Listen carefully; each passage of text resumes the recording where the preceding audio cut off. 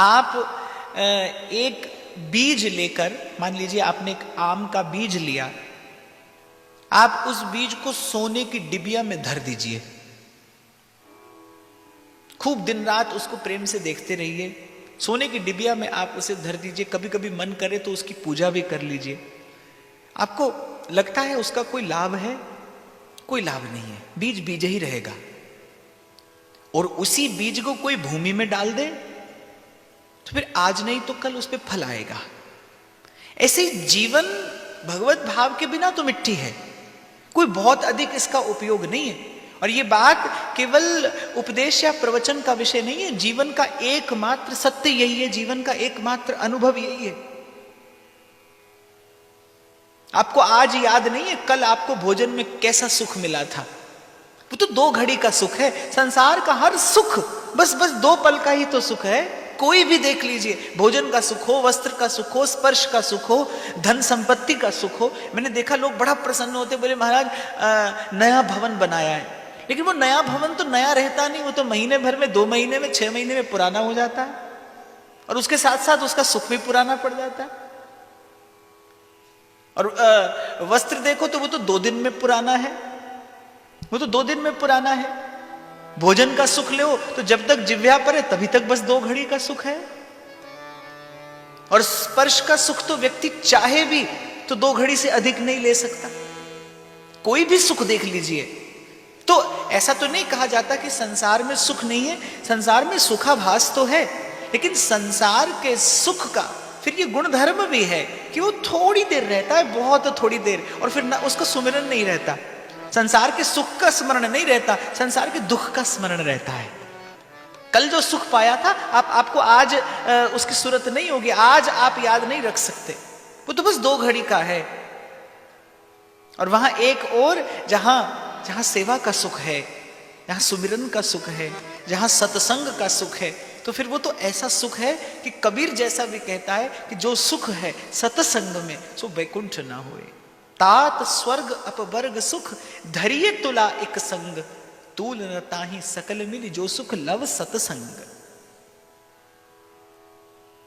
तो जीवन में संत और सत्संगति की कृपा से भगवत भाव ना आए तो जीवन मिट्टी है। और यही जीवन अगर गुरु रूपी संत रूपी कुम्हार के हाथ में पड़ जाए, देखो वही मिट्टी पांव के तले आती है, पांव तले रौंदी जाती है।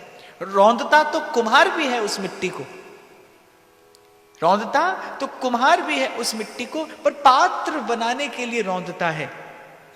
तो कष्ट तो संसार में भी है, और कष्ट भजन के मार्ग पर चलने वाले को भी मिलता है, उसे अधिक मिलता होगा। मुझे ऐसा लगता है कि भक्तों का जीवन चरित्र देखा जाए तो उन्होंने बहुत कष्ट पाया, बहुत अपमान सहा, बहुत पीड़ा झेली।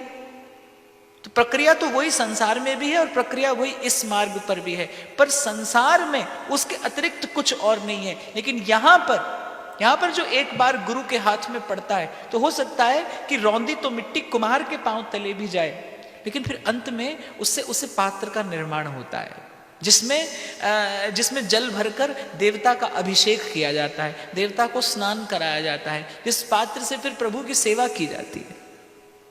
तो जीवन बिल्कुल ऐसा है, मिट्टी जैसा। संसार में रहेगा तो पांव तले रौंदा जाएगा। सबको यहां रोते ही देखा है मैंने, सबको। जीवन भर व्यक्ति धन कमाता है, संपत्ति कमाता है, पता नहीं सुख तो भोगता है कि नहीं भोगता, पर कमाता है, छल करता है, कपट करता है, और फिर अंत में क्या देखा जाता है? जिस बालक के लिए, जिस संतति के लिए इतना छल और कपट किया, वही संतान उसकी ओर देखना भी नहीं चाहती। अब आजकल तो बड़ी आजकल सुविधा का युग है, ये सुविधा का समय है, फिर इतनी सुविधा दे दी जाती है आपको कि चलो कोई एक, पहले ये होता था कि घर में कोई एक कोना दे दो बूढ़े माता पिता को, आज तो ये कि घर में उनका रहना भी ठीक नहीं है तो उनको छोड़ाओ किसी वृद्धाश्रम में। आप देखो जीवन का कटु सत्य है तो यही। पाता क्या है जीव? तन दुर्बल है, मन दुर्बल है, चित्त अस्थिर है। ऐसी स्थिति में सुख की संभावना है ही क्या? संत खोजता है सुख। इस विषमता से भरे इस संसार में संत एक युक्ति पाता है, संत एक सुख की विधि खोजता है। और वो यही है कि हरि नाम से नेह पले तो पालिए, और सेवा में ये देह गले तो गालिए। जीवन का सदुपयोग है, ये जीवन को सार्थक करना है, कि ये जीवन का लाभ लेना है, ये जीवन का सदुपयोग करना है। देखो, जीवन तो जा रहा है और जाते जाते चला ही जाएगा। ये तो जा रहा है और जाते जाते चला जाएगा। बस जो आज अभी इसी समय जाग कर, आज अभी इसी समय जाग कर इसके सदुपयोग का शुभ संकल्प ले ले, वही जीतता है। और ये सुध आती है किसी संत के पास बैठकर, ये सुध आती है सत्संगति में बैठकर, ये सुध आती है साधु के संग से।